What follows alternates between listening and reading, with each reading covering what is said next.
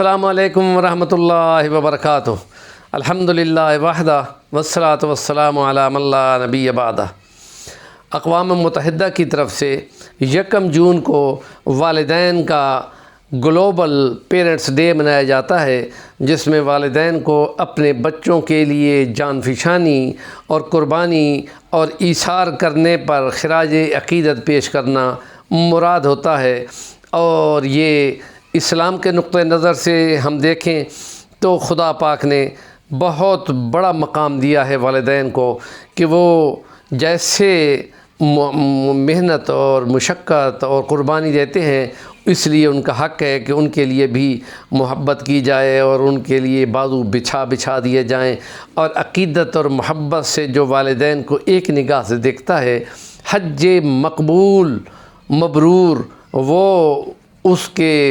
اولاد کے لیے خدا کی طرف سے لکھ دیا جاتا ہے۔ اور اس لیے ہم یہ کہتے ہیں کہ سورۃ بنی اسرائیل میں خدا نے فرمایا وَقَضَىٰ رَبُّكَ أَلَّا تَعْبُدُوا إِلَّا إِيَّاهُ وَبِالْوَالِدَيْنِ احسانا۔ احسان ایک بہت بڑی ٹرم ہے کہ جس میں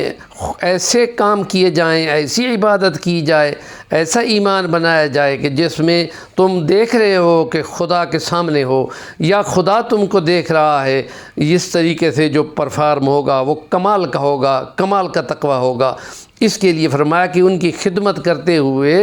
احسان کے درجے پہ فیض ہو جاؤ اور اف تک ان کے مقابلے میں نہیں کہنا، کیونکہ اس سے نیچے کوئی کلمہ نہیں ہے کہ جو افسوس کا ہو۔ اس کے لیے قرآن میں 15ویں پارے میں اس چیز کو بیان کیا ہے، اور نبی پاک صلی اللہ علیہ وسلم کی حدیث مبارکہ ہے کہ اس کی ناک خاک آلود ہو جس نے بڑھاپے میں والدین کو پایا، ایک کو یا دونوں کو، اور ان کی خدمت کرتے کرتے جنت نہ پا سکا تو وہ اس کی ناک خاک آلود ہوئی۔ حضور نے 3 مرتبہ فرمایا، اور ایک موقع پہ مسجد نبوی میں سٹیپ پر پیر رکھتے ہوئے، سیڑھیوں پہ چڑھتے ہوئے آمین آمین آمین آپ نے فرمایا تھا۔ اور اس میں صحابہ نے پوچھا کہ یا رسول اللہ آج آپ نے آمین فرمائی ہے، تو نبی پاک صلی اللہ علیہ وسلم نے فرمایا تھا کہ جبرائیل امین آیا تھا، اور وہ یہ کہتا ہے کہ اگر کوئی رمضان پائے اور اس میں خدا کی مغفرت سے محروم ہو جائے تو جائے جہنم میں۔ میں نے کہا آمین۔ جو بڑھاپے میں والدین کو پائے اور ان کی خدمت کر کے جنت نہ پا سکے جائے جہنم میں۔ میں نے کہا آمین۔ اور جب آپ کا نام نامی محمد الرسول اللہ صلی اللہ علیہ وسلم آئے تو پھر وہ درود و پاک سے محروم ہو جائے تو جائے جہنم میں۔ تو میں نے کہا آمین۔ تو یہاں والدین کا مقام یہاں بھی بیان کر دیا گیا ہے، تو اس لیے حق ہے کہ والدین سے محبت بھی کی جائے، ان کی فرما برداری بھی کی جائے اور ان کی نافرمانی سے بچا جائے۔ حدیث مبارکہ ہے حرم علیکم حقوق الامہات، ماؤں کی نافرمانی تم پر حرام کر دی گئی ہے، اور حرام کا ارتکاب کرنے والے کی سزا جہنم ہے۔ تمام مکاتب فکر کے علماء یہ کہتے ہیں کہ جو حرام میں مبتلا ہوتا ہے اس کی سزا جہنم۔ تو وہ ہے کہ جنہوں نے پال پوس کے جوان کیا ہے وہ بوڑھے ہو گئے ہیں، تو اس لیے دعاؤں میں یہ کہا جاتا ہے کہ اے اللہ جیسے انہوں نے ہمیں بچپن میں بڑا کیا، بچپن میں خدمت کی اور ہماری مشقتیں اٹھائیں، اب وہ ہم میں نہیں رہے اور اب وہ اگلے جہان پہنچ گئے، فوت ہو گئے،